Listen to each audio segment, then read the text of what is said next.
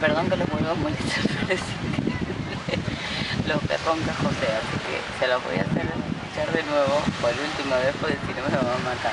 Les mando un beso a todos, chao.